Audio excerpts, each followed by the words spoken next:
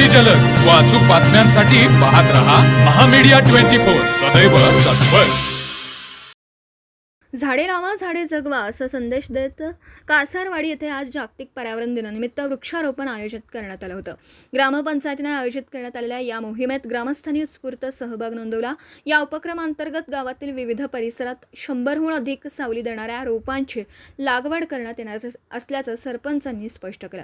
कार्यक्रमाची सुरुवात सरपंच अच्युत खोत, उपसरपंच सुप्रिया वडिंगेकर यांच्या हस्ते झाला। यावेळी बोलताना ग्रामपंचायत अधिकारी लक्ष्मण पाटील म्हणाले की केवळ वृक्षारोपण करून न थांबता लावलेली सर्व झाडे जगवण्याची आणि त्यांच्या संगोपनाची जबाबदारी प्रत्येक गावकऱ्याने घ्यावी असं आवाहन केलं।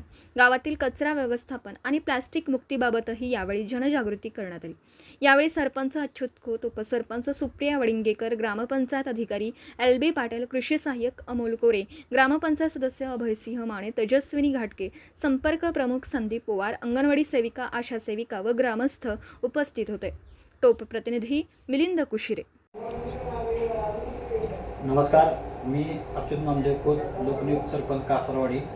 आज 5 जून जागतिक पर्यावरण दिन या निमित्त सर्व ग्रामस्थांना आवाहन करतो की केंद्र शासनाने 1 एप्रिल 2026 पासून घनकचरा व सांडपाणी व्यवस्थापन कायदा 2026 लागू केलेला आहे। तरी सदर या कायद्यामध्ये आपण घरामधील ओला कचरा व सुका कचरा दोन्ही वेगवेगळा ठेवावा व ओल्या कचऱ्याचा आपल्या शेतामधील खत साठवण्यासाठी जी खड्डा केलेला आहे त्यामध्ये विघटन करावे व सुका कचरा म्हणजेच प्लॅस्टिकचे धातू, काच इत्यादी अनेक प्रकारच्या वस्तू एकत्र करून ठेवाव्यात व गावातील ग्रामपंचायतचा जर 10 दिवसांनी वाहन गावामध्ये फिरेल त्यावेळी त्या वाहनामध्ये आपापल्या जबाबदारी व्यवस्थितरित्या कचरा जमा करावा। त्याचे विघटन करण्याची सर्वस्व जबाबदारी ग्रामपंचायतची राहील।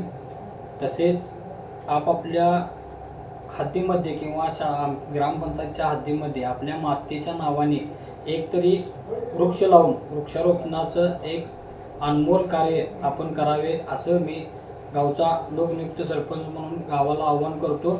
तसेच गावातील दुकानदार व्यावसायिक यांनी सिंगल यूज प्लॅस्टिक वापरू नये। असे वापरलेले आढळल्यास जो खरेदी करणारा माणूस आणि विकणारा माणूस दोघांनाही दंड करण्यात येईल व असे दंड 1 ते 2 वेळा पुन्हा जरी त्या व्यक्तीने केले तर ग्रामपंचायतची कोणत्याही योजनेत त्या माणसाला सहभागी करून घेता येणार नाही। धन्यवाद। तर मग चला सबस्क्राईब करायला विसरू नका महामीडिया 24 न्यूज चॅनलला। महामीडिया 24 सदैव तत्पर।